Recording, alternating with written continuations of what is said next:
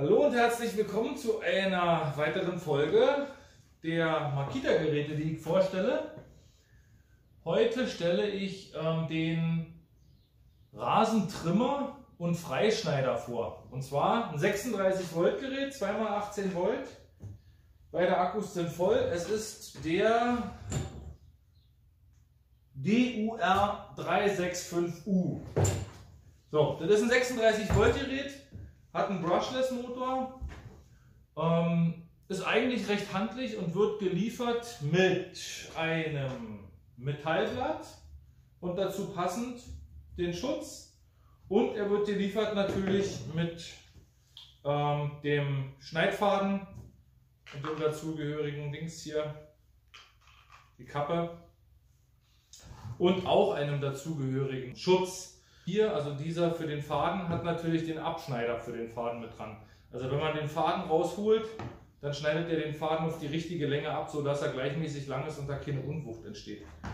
Er hat hier einen Startbutton, macht man an, etwas länger raufdrücken und dann kann man hier die Geschwindigkeit regulieren. Also das ist der Schildkrötengang, langsam. Vielleicht zeige ich das mal kurz.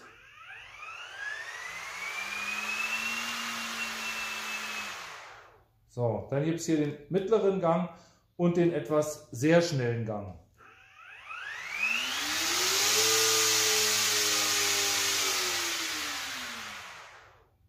Genau. Der hat prinzipiell eine Motorbremse, aber wenn vorne das Metallblatt drauf ist, dann funktioniert die Motorbremse natürlich nicht ganz so gut.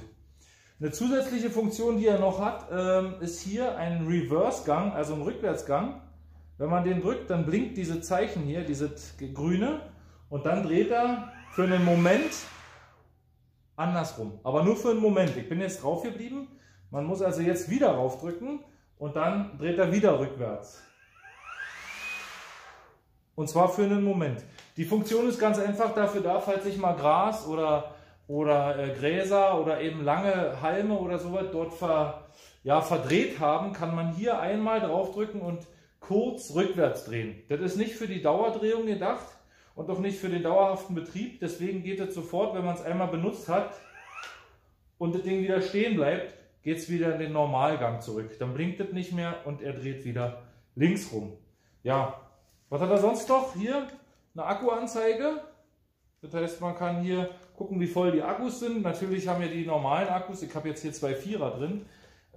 Natürlich haben wir die normalen, aktuelleren Akkus eine eigene Akkuanzeige.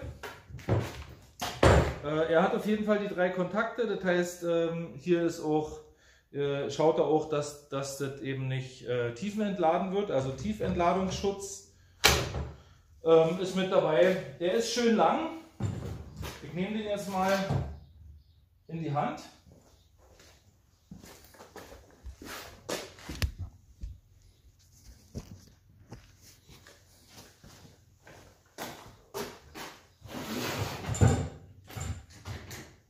Also, ich habe diesen Gurt schon um, einfach ranklemmen und dann kann man ihn sich schon umhängen. Also, bis diese Einstellung hier gefunden ist, dass man den optimal hält und optimal gerade hält, dauert es eine Weile. Ja, da sind Imbusschrauben drin, die man lösen muss, wo man das Ganze hier hoch und runter schieben kann, je nachdem wie groß man ist. Dann kann man hier den Drehwinkel verstellen und man kann natürlich auch den Kippwinkel verstellen von dem Griff. Also ich habe das jetzt optimal auf mich eingestellt und auch mit der richtigen Länge.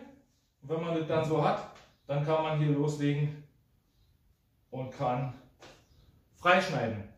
Ich würde vorschlagen, wir gehen jetzt mal direkt mit dem Metallblatt nach draußen und versuchen mal eine kleine Fläche freizuschneiden.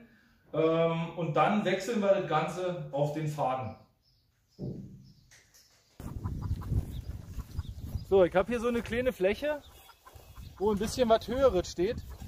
Also angeblich kann man mit diesem Metallblatt bis zu 3 cm dicke Bäumchen oder wie auch immer schneiden. Ich habe es ehrlich gesagt noch nie probiert, aber wenn man jetzt so ein bisschen Beifuß hat und höhere Brennnessel und solche Sachen, dann ist das Metallblatt sicherlich nicht verkehrt. Ich mache jetzt das Ganze hier mal, oder ich versuche mal die Hälfte zumindest frei zu machen. Und nachher probieren wir das Ganze mit dem Faden.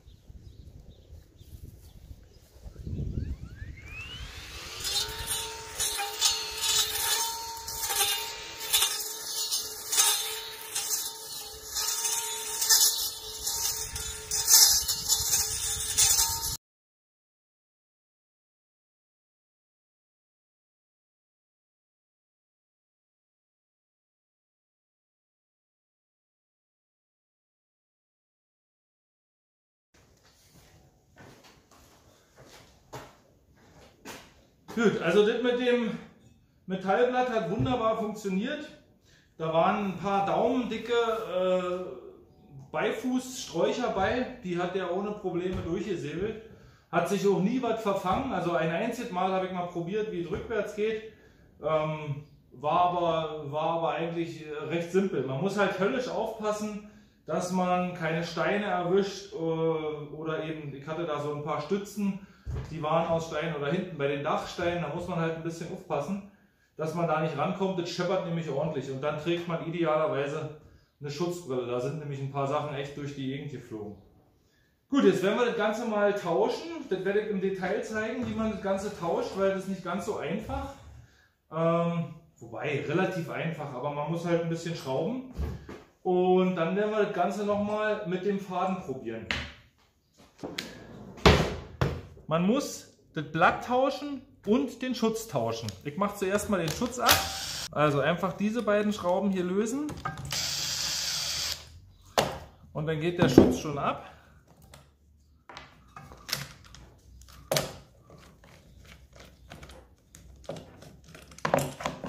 So, der weg. Dann die seitlichen Schrauben lösen. Weil der Halter für den anderen Schutz, der ist ein bisschen anders. Also, den auch gelöst. Der schiebt sich übrigens hier so rein, ne, dass er nicht abklappen kann. Also wenn der dann fix ist, der hat nur auf der einen Seite den Halter, aber die Schrauben muss man auf beiden Seiten reinmachen. Und der hier hat auf beiden Seiten so einen Halter. Schiebt man auch hier rein. Und dann kann man die Schrauben wieder reindrehen. Also, den Schutz haben wir schon mal dran. Dann drehen wir das Ganze um.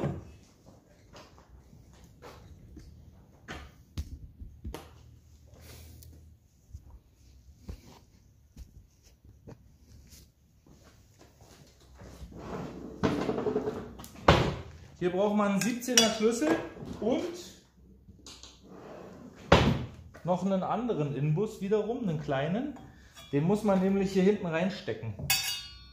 Und zwar, vielleicht sieht man es, hier an der Seite. Wenn man das dann dreht, kommt irgendwann eine Stelle, wo er einrastet. Und dann ist das ganze Ding, dann kann man das Ding nicht mehr bewegen. Ja, also dann bleibt das fest. Und dann kann man Linksgewinde, ja, dann kann man mit dem Linksgewinde hier diese Mutter lösen.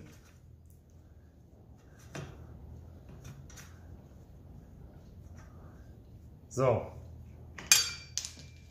ab das Ganze. Dieses Schutzblech hier ist auch hier so dran. Ja, das mache ich auch wieder ab. Wo ist die Mutter hin? Also die Mutter darf man nicht verlieren. Das ist eine Linksgewinde-Mutter. Wenn die weg ist, muss man sich Ersatz besorgen. So. Jetzt kommt das andere Ding drauf. Das hier. Drauf gesteckt in dem Fall. Die Mutter bekommt hier eine Feder drauf und wird hier mit reingesteckt. So. Zack. Wieder dran denken, Linksgewinde. So. Dann wieder den Fixierbolzen hier rein. Und festziehen. Man kann an dem Plastikding drehen, so lange, bis es fest ist. Die Feder muss dranbleiben und dann wird eigentlich nur noch der Faden hier rauf gesteckt. So, der Faden, den zeige ich vielleicht auch noch mal im Detail. Also den steckt man hier dann quasi nur noch drauf und dann ist gut. Damit hat er jetzt die richtige Länge hier. Sieht man das überhaupt? Ja.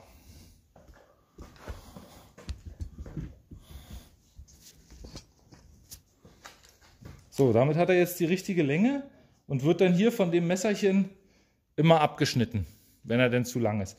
Wenn man mehr Faden braucht, braucht man beim Betrieb einfach nur einmal auf den Boden tippen. Und dann wird dieser Pinökel hier reingedrückt und der Faden dreht sich um einen Klack weiter und ist dann länger. Reindrücken, also beim Drehen haut man einfach auf den Boden einmal und dann wird der um einen länger. So, und dann schneidet er sich wieder ab hier, dass er passend ist. Also wie kriegt man den Faden hier runter? Ich mache das eigentlich immer mit dem Schraubenzieher. Hier sind so zwei Schlitze. Einmal rein mit dem Schraubenzieher und nach unten hebeln. Andere Seite einmal rein und nach unten hebeln und man kann es abziehen. Ja, normalerweise reicht es auch aus, wenn man mit dem Finger reindrückt. Ja, man drückt hier mit dem Finger rein und dann kann man es nach unten abziehen auf beiden Seiten. Zum Faden, den kann man ja auch wechseln. Das ist eigentlich ja nicht mal so schlecht gemacht, die Sache. Man zieht den hier raus und kann den dann oben wiederum einhaken. Der Faden ist 2,5 mm dick. Ich glaube, der verträgt auch 3 mm Faden. Und wenn man den dann wieder aufgezogen hat, schön, dann kann man ihn wieder zusammensetzen. Also einfach wieder rein. Man hat den ja hier geparkt quasi, in diesen Lücken hat man den quasi geparkt und kann den jetzt einfach aus der Lücke rausziehen und hier rausgucken lassen. Ja, jetzt ist er ein bisschen kurz, aber wenn ich dann nachher drehe und hier einmal rauf tippe hier unten, dann fährt der aus und wird länger. Ja, das ist insofern gut, weil bei vielen anderen Rasentrimmern ist es so, dass man hier den Faden irgendwie umständlich durch so ein Loch durchziehen muss, also hier durch oder so. Hier wird er einfach durchgeklickt und fertig. Und dann kann man das Ganze hier wieder zusammensetzen. So. Okay, vorhin haben wir hier die andere Hälfte gemacht mit dem Stern und jetzt machen wir die restliche Seite mit dem Faden.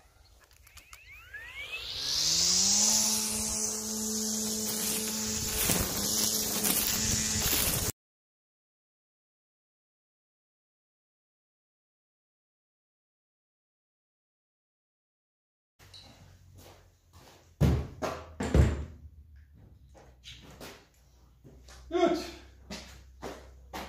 Also, die Geräte wieder freigelegt und okay.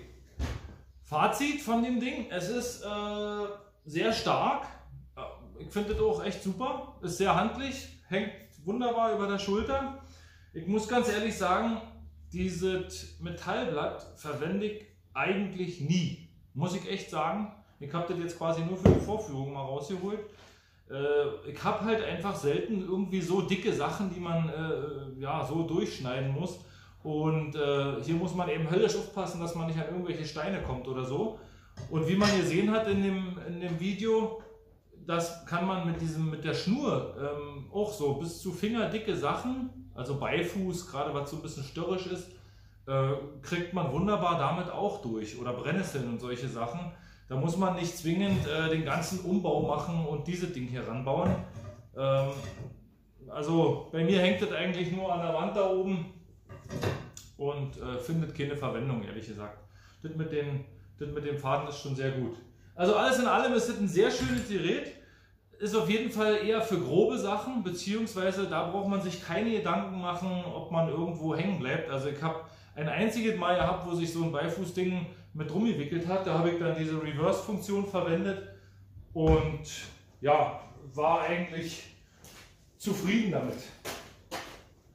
Was ich hier jetzt eben noch habe ist, und das Ding ist für einen Garten meiner Meinung nach völlig ausreichend und kostet auch ein Stück unter 100 €, ist der DUR 181. Den werde ich in einem anderen Video vorstellen. Der ist halt einfach nur mit einem Akku, also 18 Volt, nicht 36 Volt. Und der hat eben hier einen Faden dran, der ist ein bisschen dünner als dieser Faden. Aber für einen normalen Garten und für so ein paar etwas dickere Sachen ist der kleine hier völlig ausreichend, bin ich der Meinung.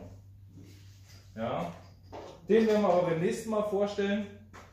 Das Ding kann ich empfehlen, wenn man so ein großes Grundstück hat und wenn man echt grobe Sachen ab und zu mal zu stehen hat. Und wenn man manchmal ein bisschen faul ist, die Dinger gleich irgendwie sozusagen im Keim zu ersticken, wenn sie relativ jung sind. Ja, ansonsten, wenn euch das Ganze gefallen hat, lasst mir wie immer einen Daumen da, abonniert den Kanal oder stellt mir Fragen in den Kommentaren.